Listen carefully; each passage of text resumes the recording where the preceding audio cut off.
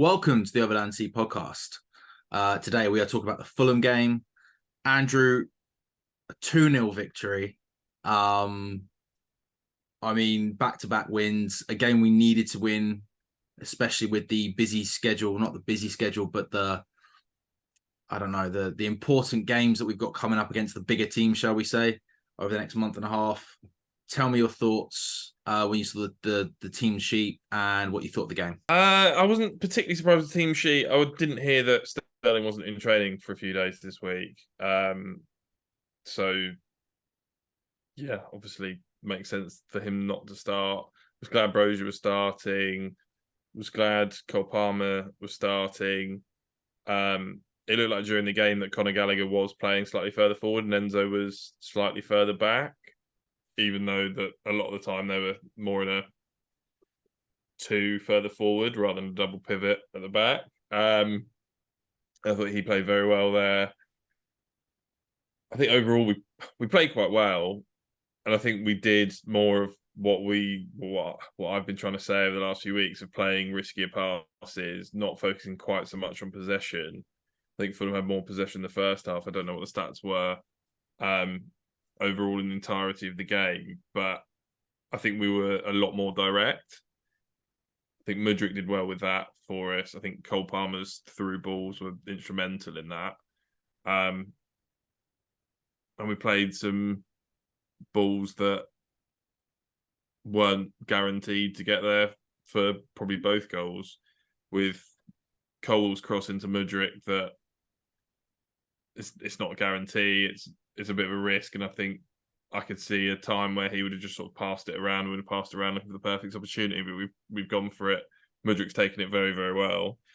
And then the same for Palmer, where he sort of asked the question by playing that ball in between Tim Ream and Broja. Tim Ream's had to do something, and he's ended up kicking it off Broja, and it's gone in the back of the net. So I think I was very pleased with us being a lot more risky going forward.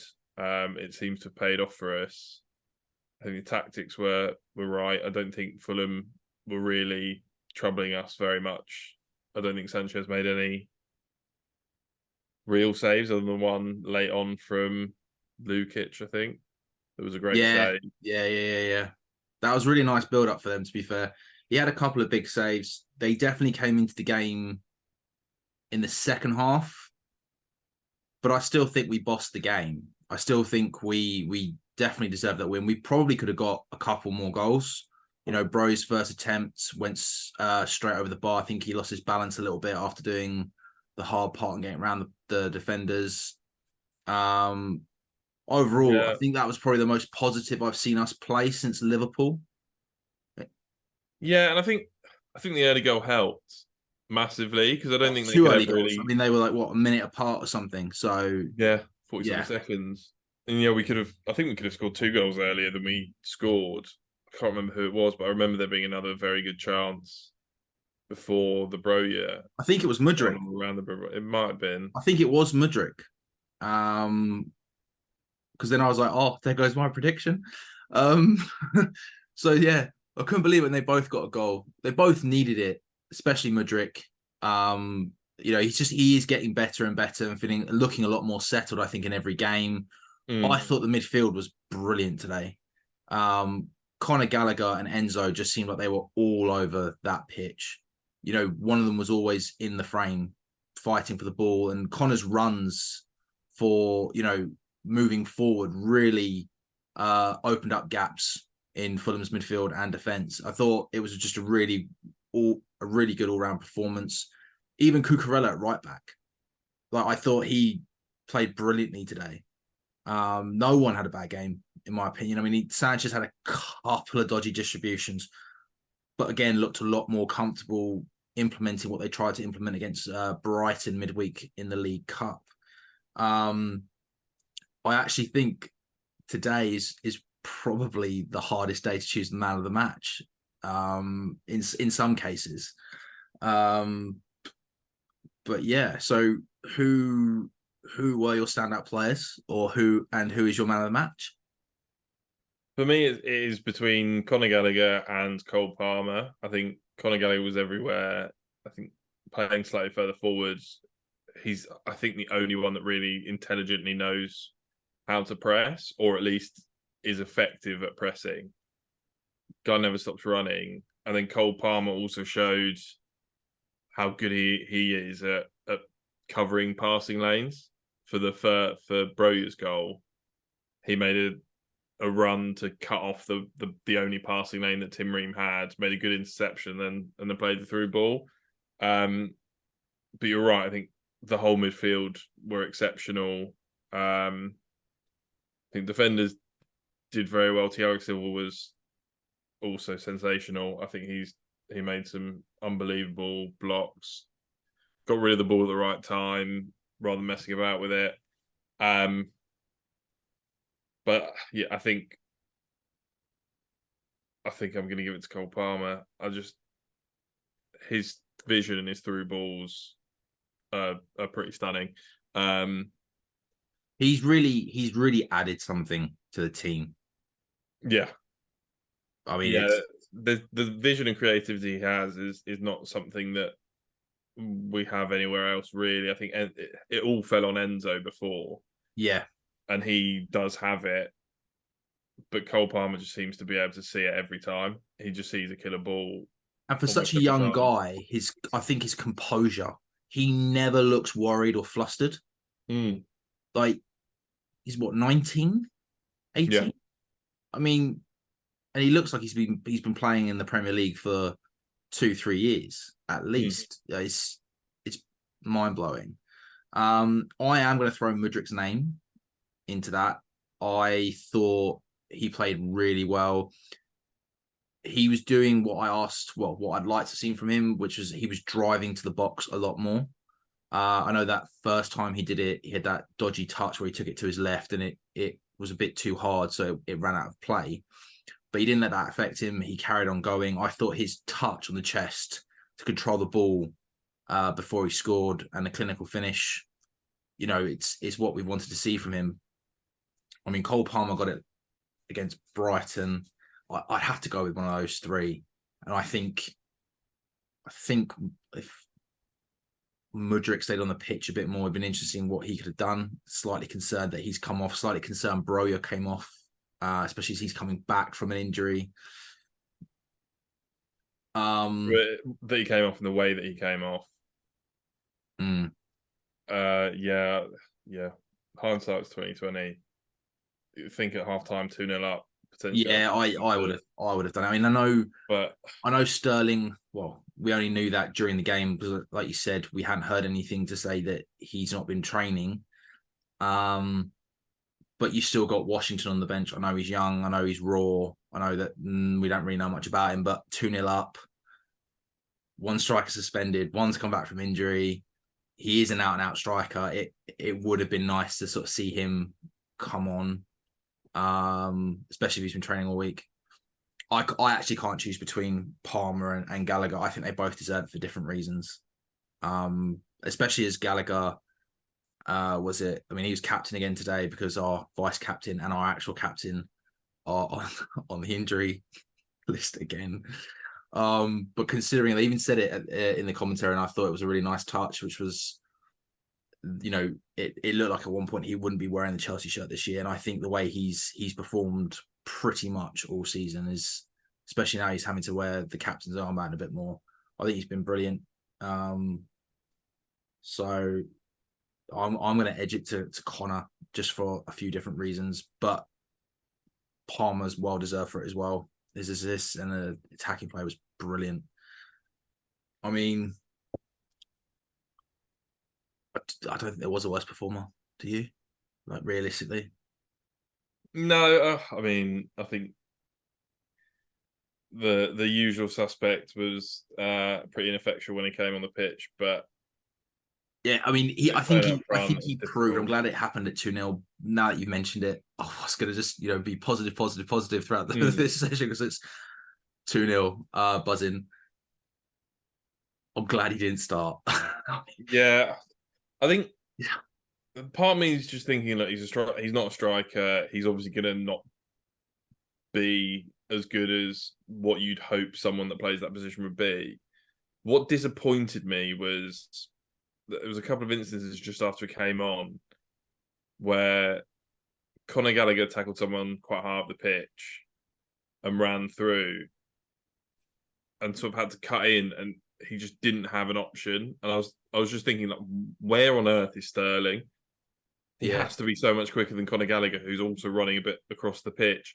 I don't really understand how he's not got there. And then it was a similar one for Ian Matson, ran down the left and got fed through, and Sterling was 20 yards behind it trying to catch up. I've always And it was I've in always car for questioned Fulham. his positioning. Like even when he's on the wing or if he's been up top, like let's face it, we know he's not gonna get the header unless he's got clear space and it's back post and it's an absolute miracle of a situation. But even then, the amount of times I see him being, a small guy, tucked in behind a defender, I'm like, you need to be getting in front. Use your pace. That's your asset. That's what you've got. Use your pace. Duck in front of him last second. Make it harder for them. Make it harder for them because if you're in front, they're gonna have to go either get round or go through you. And yeah, I don't know. I'm just kind of glad that we've had two good performances. The players that play those positions have done well, and if they're staying fit, I hope that Poch sees that there's a big difference when he's not on the pitch because I think there's been a dramatic difference between how we play when he's on and when he's off the pitch. Yeah. And it does feel like we're putting together an 11 that you know what you're getting out of them, and they're difficult to play, and they kind of they contribute well for each other. I'm trying to think of the right. Well, I think they've started to gel a lot more. I think the confidence of the win midweek has definitely helped. Another win today, and let's face it, I think a lot of these players that have been playing at the moment, I don't know, maybe some didn't expect to be starting. Some of them, I don't know, especially with the team that we've got and the injuries that we've got. I don't know, but it's coming. It's gone well this week. Let's just say that it's gone well this week. Yeah, and I do think a big part of that's Cole Palmer. I think that has massive turned into sort of a missing piece where I think they complement each other a little bit in terms of the players that want to run in behind now actually have some service that means that they might get the ball, and the bloke's got the vision to actually see when they make runs, and I think that's made a huge difference. Especially You're right. It's creating runs with purpose on the pitch. And it's also from the positions that he picks up, he has more of an opportunity to play a ball across the field, whereas Enzo's trying to sort of play a vertical ball, which is incredibly difficult. So I think that's made a huge difference. Cole Palmer coming in playing as well as he has, and I wasn't expecting it. So it's a very pleasant surprise for me. Yeah, massively. I know you were quite critical. I was actually one of the signings I was quite excited about just from him coming from City, the way that they play. I thought we might have got ourselves a bit of a steal there, but at the same time, Pep doesn't usually get rid of players. I don't know how to word it. That he thinks that can offer. Everyone said about Sterling. There's a reason why Pep's got rid of Sterling, for example. But then again, is he he wasn't going to get in the team on the team sheet at City with their caliber of players. So it has been good, and also I think he's incredibly difficult to mark.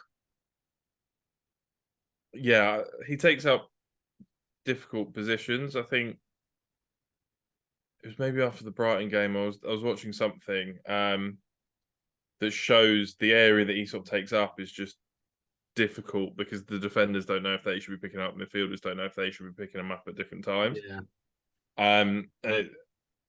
I think a lot of what we said over the last few games is we need to give teams something to think about. And at the minute we're not. Well, we're just sort of shifting the ball around. Everyone's kind of in the same place. Everyone knows where they're going to be, and they're generally up against the defenders. we always have a structured. I think we've always got a structured formation in the first few weeks. You know, whether we're attacking, we were in a set formation. When we're defending, we're in a set formation. It was very beige. Mm. You know, they said it today. We've had, was it Sterling's had the most touches in the opposition box, more than any player in the Premier League. We have, in every game, we have had over 50% of the possession. And on the XG statistic, expected goals, we should have won every game. I think is Yeah. what it says. You know, Yeah, so so it has been a case of hoping that it gels and hoping that people the understanding comes and people actually take their chances because of they're expecting the ball. So hopefully it continues and we keep doing the way that we're playing the way that we're playing.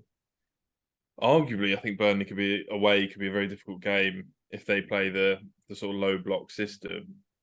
We might be in a position where we actually have more of a chance against some of the other teams than we do against Burnley away. The only issue we've got is, again today, we gifted Fulham. Well, we almost gifted Fulham a very good chance where Sanchez passed it out to one of the Fulham players. We can't keep doing that against the big teams. They will absolutely punish us in those, and we have to continue to take our chances. So we will need to be at our best to beat these teams. But like we said before, Aston Villa, we almost have more of a chance in those games.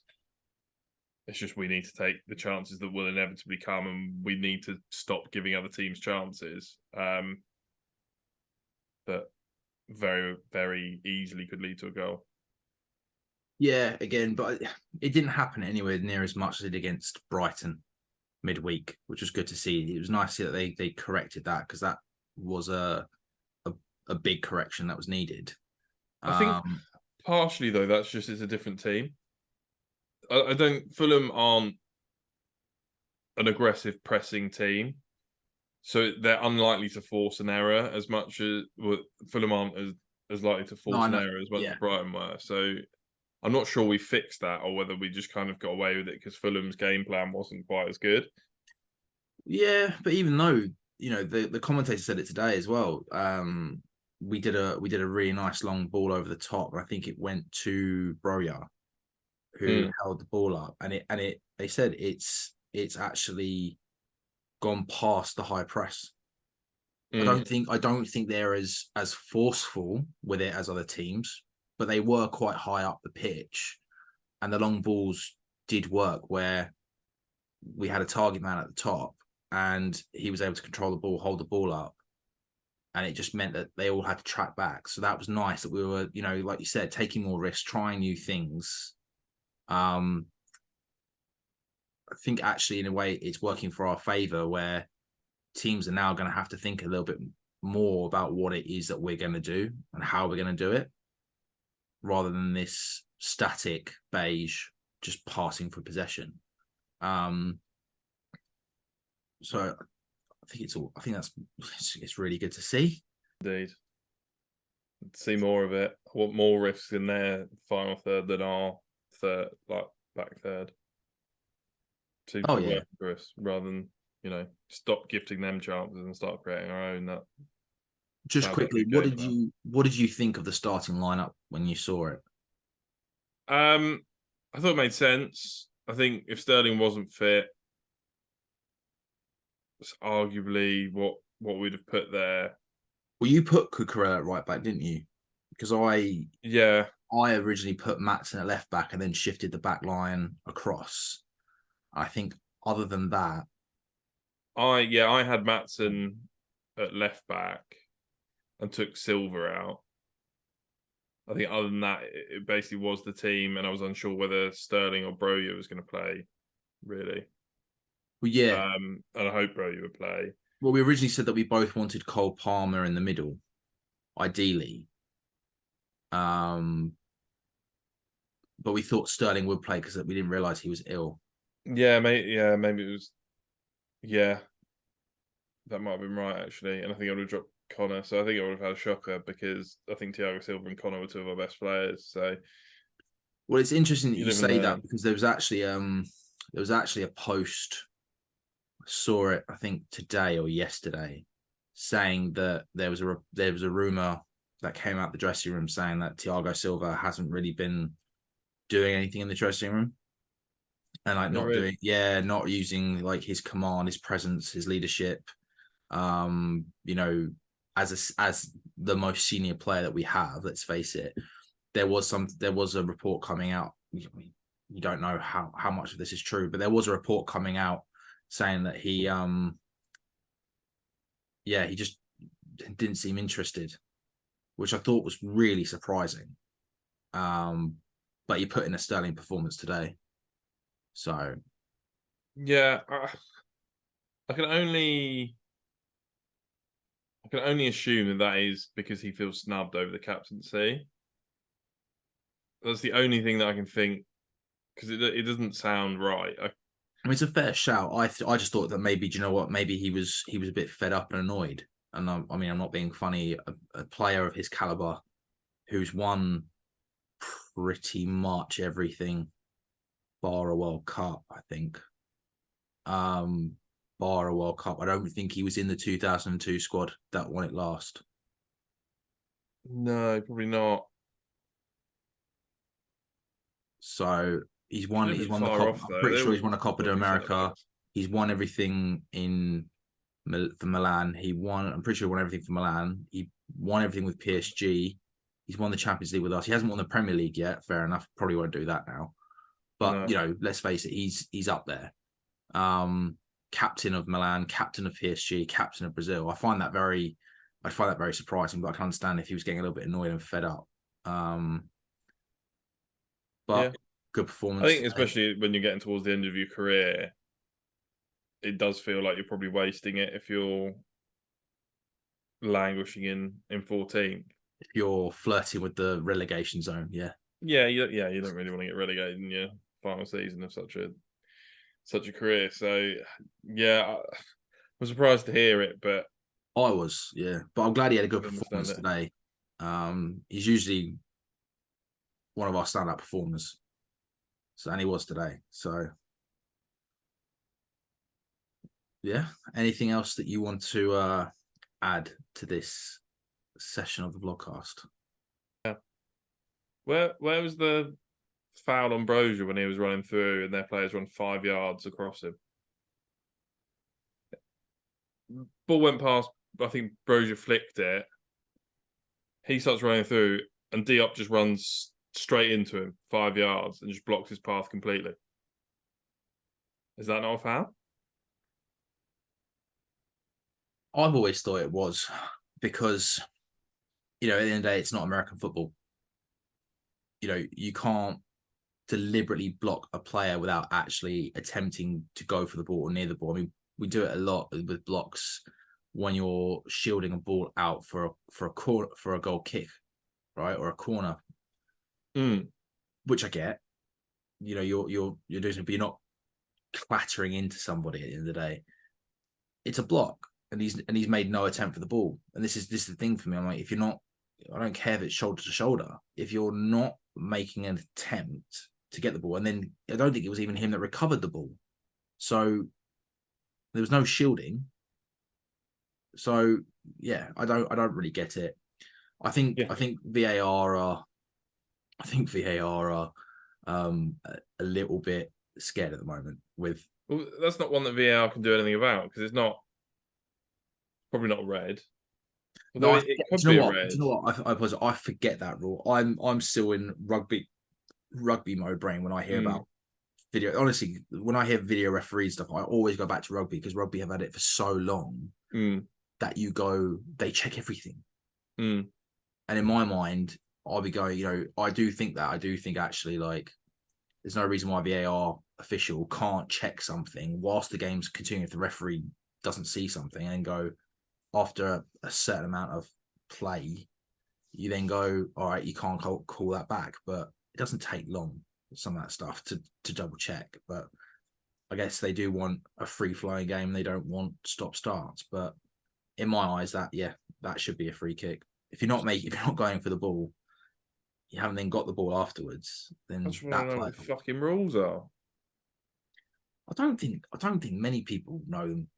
We've had this conversation. I think we had this conversation in the summer. Like, Several times. well, like I said, they keep swapping, changing certain ones every It's not bloody even year. that. I'm just like, just fucking stick to them. Stick to them The, for a few years, see if they the, actually work, and then no one will have a fucking problem. the rule book puts it into the ref's interpretation. What the fuck do you mean it's the ref's interpretation? Surely everyone's coached on this is a foul, this is a foul, this isn't a foul. I don't understand how you can just leave what is a multi-million pound, probably £1 billion industry and go, Oh, it's oh, got to well, be just millions. this fella that's 150 grand a year. Yeah, he can just decide what happens in this fucking game with no real penalties, nothing, if I they think completely cock it up. I think that's the thing for me as well. It's the what's it called?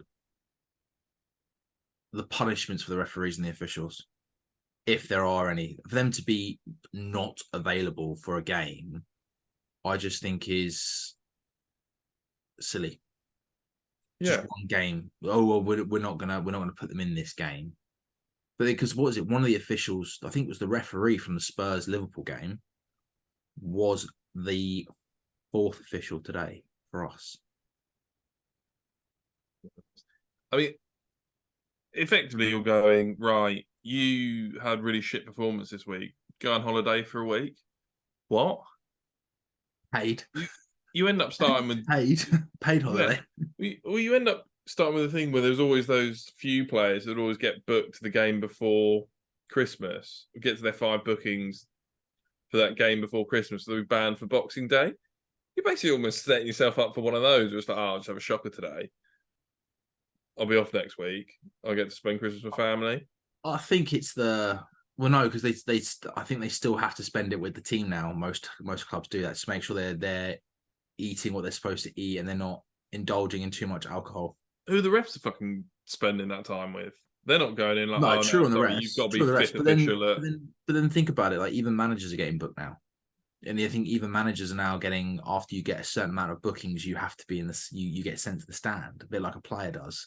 But you can then still go down at half time and give a half time speech and then go back That up. should be able to be Happen. appealed, if I'm honest. But yeah, I don't. I do think officials get held in a higher, untouchable situation, shall we say? Don't know what the phrase would be, but If I fuck up at work, I get shouted at. If you fuck up at work, if like and they get paid significantly more than I do, so I think they should get shouted at if they fuck up. I think that's fair. well, no, I agree. I do agree, but I think the other argument too is they don't want to take the piss with suspending officials because A, they might then go to another league, and B, do they have enough officials at a higher level or a high caliber to step in? I'm I just. think It's more the premise of booking managers when they get upset with clear, obvious mistakes. Like Poch got booked against Brighton in the Carabao Cup. He saw one of them back on the monitor, saw that Jackson was not offside. Then he saw Broja in his own half get flagged. I think anyone's going to be pissed off in that situation. I don't think he did anything like too badly either. I didn't see a That was the lot. thing. That was the thing. I was like, all right, he's appealed or he's made his point. He's put his hands up in the air, but I don't think he went ballistic. It's not as if he ran up to the fourth official, got in the fourth official's face. Yeah, ran on the pitch. He didn't really do anything. They really are trying to. I think they really are trying to get dissent out of the game, which I get because it doesn't set the right tone for grassroots and especially the younger generation. So from that perspective, I do understand it, but also it's I mean, it's a fast paced game. There's emotion in it. When you're doing exercise and you're doing sport, like I don't know, there's more testosterone flowing. There's all this other stuff going on. I can't think of the Adrenaline. chemicals. Yeah. I can't think of all the chemicals off the top of my head, but you are a bit more highly strung. And at the end of the day, you want a fair call for your team or for your own player. So yeah, you don't want to get rid of all the passion. So yeah, I'm really glad that you've done that PA level. It's really helping our podcast out here. All the I was on the chemicals spot. that I didn't come have up in time to sport. prepare. There's a lot of big words in that. If it was if it was from a coaching perspective, then I would have been able to do it a lot better. But it's not. So